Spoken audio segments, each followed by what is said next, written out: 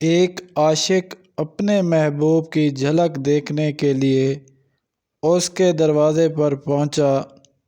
دستک دی تو اندر سے آواز آئی، کون؟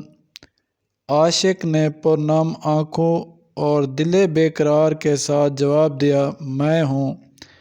اندر سے جواب آیا، واپس چلا جا، میرے چاہنے والوں میں سے کوئی نہیں ہے میں۔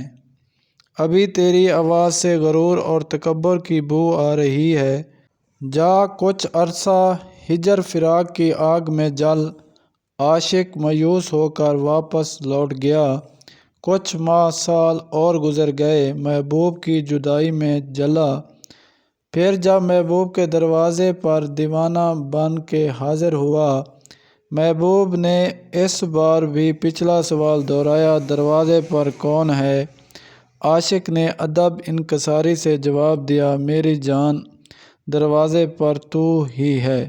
محبوب نے یہ الفاظ سنتے ہی کہا کہ تیری میں ختم ہو گئی ہے۔